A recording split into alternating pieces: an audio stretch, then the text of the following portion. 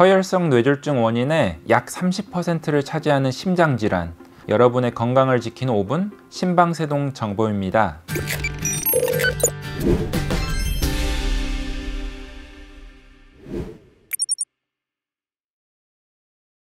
안녕하세요. 서울특별시 보라매 병원 순환기내과 이무현입니다. 심장은 심방과 심실로 이루어져 있는데요.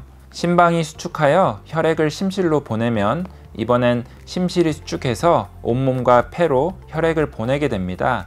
심방세동이란 심방이 규칙적으로 수축하지 않고 무질서하고 가늘게 떨리는 상태가 되면서 이에 따라 심실도 불규칙하게 수축하는 질환입니다.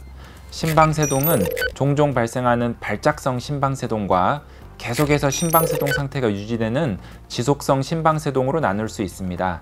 심방세동은 보통 초기엔 발작성 심방세동으로 발생하는데 시간이 지날수록 지속 시간 및 빈도가 증가하다가 나중에는 지속성 심방세동으로 바뀝니다.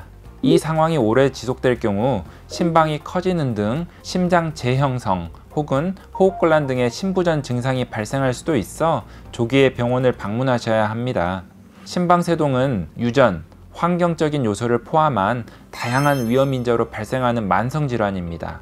그중 대표적인 위험인자로는 연령으로 나이가 들수록 유병률이 급격하게 증가합니다. 또 고혈압, 당뇨, 과체중, 수면 무호흡증, 그리고 과음 등도 주요한 위험인자가 될 수 있습니다. 증상은 매우 다양합니다. 무증상부터 두근거림, 호흡곤란, 어지러움이나 간혹 흉통이 생길 수도 있습니다. 만약 무증상이더라도 맥이 불규칙하게 만져지거나 건강검진 등에서 심방세동이 발견되면 반드시 병원에 방문하셔야 합니다. 심방세동은 심부전, 인지장애, 치매와도 깊은 관련이 있지만 특히 뇌졸중 위험 증가에 크게 관여하고 있습니다. 일반적으로 심방세동이 있으면 뇌졸중 위험이 5배 이상 증가하고요. 허혈성 뇌졸중 환자 10명 중 3명은 심방세동으로 인해 발생합니다. 심방세동 시 심방이 규칙적으로 수축하지 않고 무질서하고 가늘게 떨리는 상태가 된다고 말씀드렸는데요.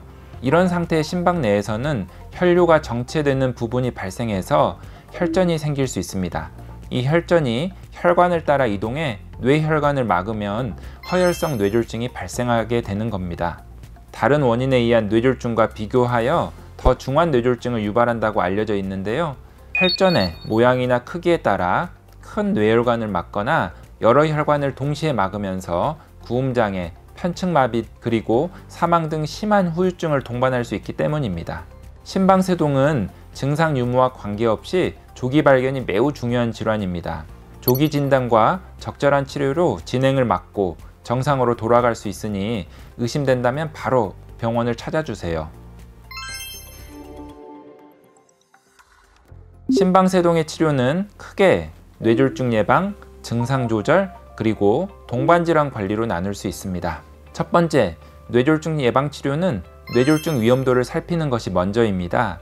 심방세동으로 인한 뇌졸중 위험도는 환자가 가지고 있는 여러 요소에 의해 결정됩니다. 기본적으로 65세 또는 75세 이상의 나이, 성별, 고혈압, 당뇨, 심부전, 뇌졸중 기왕력, 그리고 혈관 질환 등을 통해 위험도를 계산하고 항응고 치료 여부를 결정하게 됩니다. 두 번째는 증상 조절 치료입니다. 심방세동으로 인해 심장이 비정상적인 속도로 불규칙하게 뛰면서 유발되는 여러 증상을 약물을 통해 조절하는 겁니다. 항부정맥제 포함 약물로도 충분히 증상이 조절되지 않는 경우에는 전극도자 절제술 같은 시술을 고려할 수 있습니다. 세 번째는 동반질환 관리입니다. 심방세동이 있는 환자에게 과체중, 고혈압, 당뇨, 수면 무호흡증 등 동반질환이 있을 경우 함께 관리해서 장기적인 예후를 좋게 만드는 겁니다. 심방세동 환자들 중 증상이 없는 경우 치료의 필요성을 잘 느끼지 못하는 분들이 많습니다. 하지만 고혈압도 장기적인 예후를 위해서 증상이 없어도 적극적으로 치료하듯 심방세동도 마찬가지라는 것을 꼭 기억하셨으면 좋겠습니다. 감사합니다.